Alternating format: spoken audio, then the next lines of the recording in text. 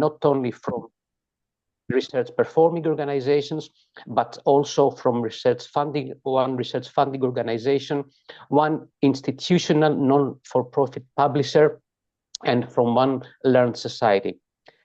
So this work is not going to be supported only by the consortium partners.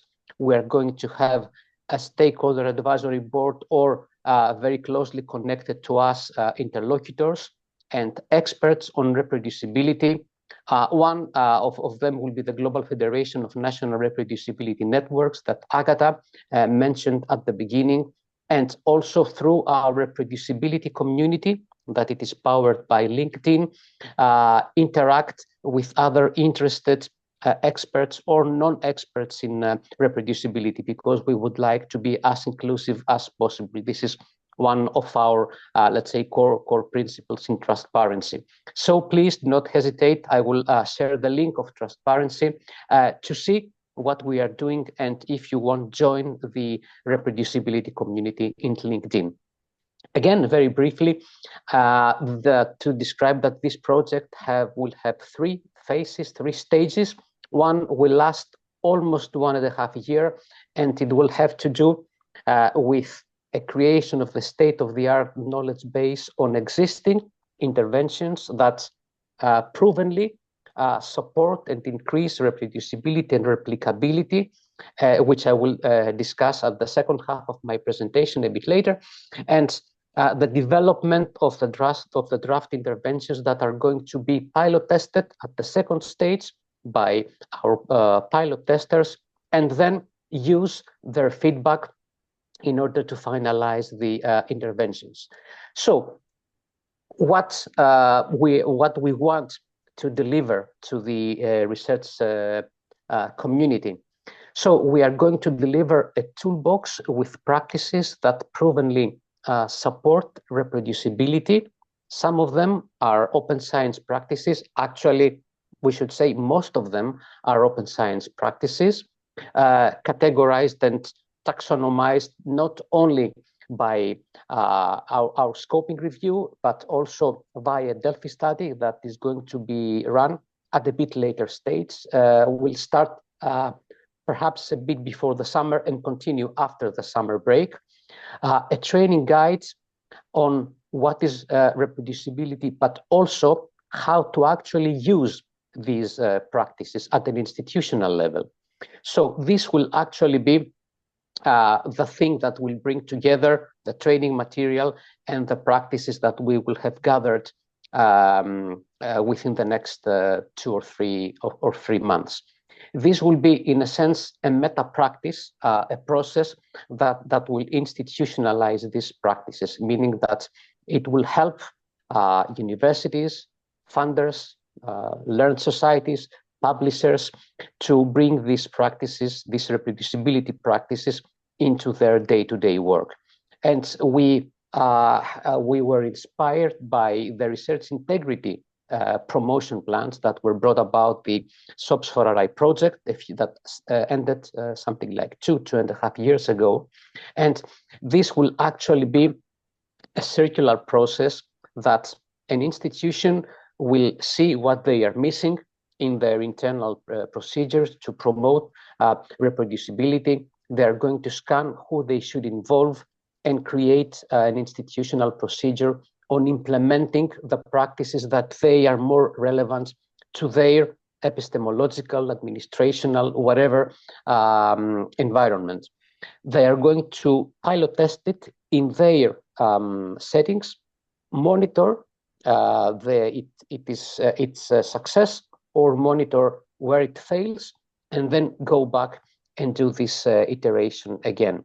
Let's say the aim is to actually institutionalize in a very adaptive and disciplinary, of course, sensitive, because they are going to take into account their disciplinary and epistemological environments in order to decide how these internal processes should run.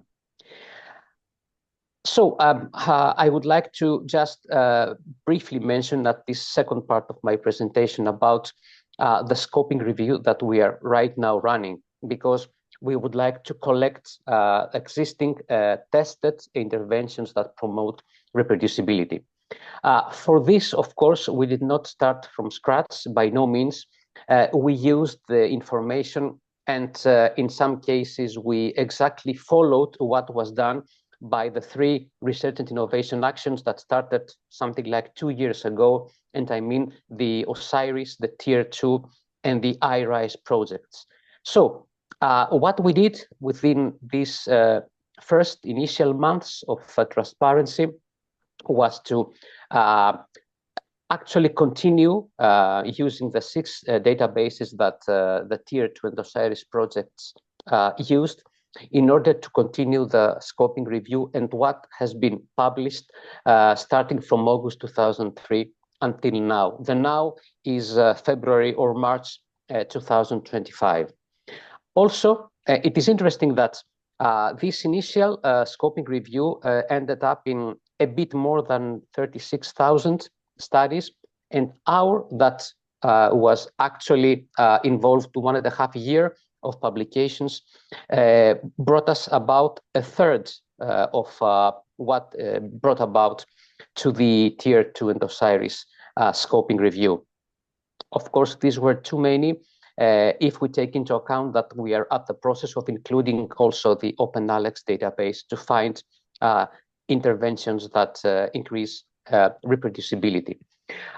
So since we should really hurry up in the way that we are going to see what actually of these are relevant to our work.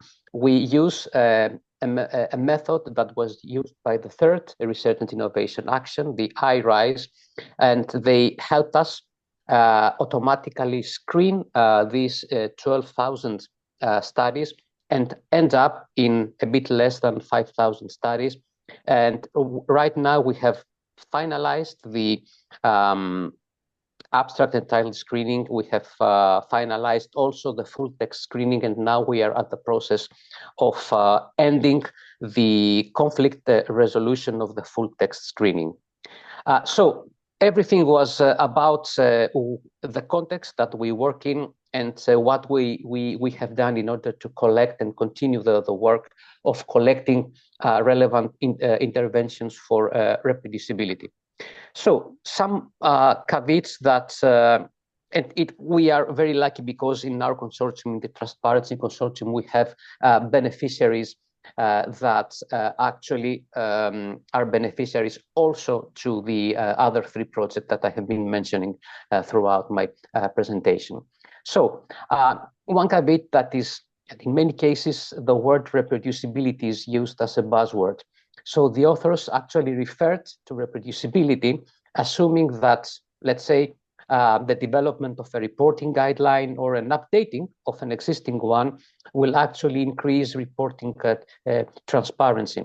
However, there is no actual testing of a specific reporting guideline that these authors describe and have developed. So it is perhaps reproducibility is a buzzword that might do this paper a bit more appealing. However, we decided to apply a quite strict criteria in our project. So to place in that toolbox of reproducibility interventions only studies that bring about interventions that have the following elements, but both of these elements. So interventions and assessment of the outcome in terms of reproducibility and or replicability. So since our study is in the process, I would like to present some findings of the OSIRIS and Tier 2. It is very interesting from a disciplinary or epistemological perspective to see that what they have found as interventions were mostly, the vast majority of them, were from medical and health sciences, and in a more, let's say, more granular categorization, they come from clinical medicine. And as a second, let's say, a most important discipline in this is social sciences, and mostly psychology and cognitive sciences. But what it is even more interesting, because we are now at an open science related symposium, is that the practices that these two projects found, the 90% of them, perhaps a bit less, 88% of them, were actually open science practices that perhaps has a positive spillover effect, they thought, or they proved to have also increased reproducibility and replicability. Only a minority of them had to do with mostly methodological issues that, according to the authors, had a positive effects in reproducibility and replicability. So our very, very preliminary findings, and this is the one before the last slide, if I remember well. In our case also, the vast majority of studies come from medical and health sciences, psychology, as well as computer and information sciences. It was already mentioned more than once that we can't have an acknowledged conflict between anonymization process and reproducibility, since we also had some real conflicts or perceived conflicts between open science and anonymization. And there were studies that were studying the effect on reproducibility from the use of synthetic data that have to do with the anonymization process. As I said, we until now have collected 76 studies for data extraction. We might end up in something like close to 100 studies from which we will extract findings after deduplicating with, in any case, with the findings of the two previous projects that I mentioned. And we are going to do something else in addition. We are going to assess the intervention across these 5 parameters and taxonomize the intervention with regard to their most relevant field of discipline of application and their importance via a Delphi survey. All this in order for us to be able to have a toolbox with interventions, first, that provenly positively affect reproducibility / replicability, and categorized in a manner that would be not so difficult for the end users to be able to find them and then adapt them to their settings. So until then, we will continue our scoping review, and I would like to thank you very much for the opportunity to present some things from that exciting project in this nice symposium. Thank you very much again.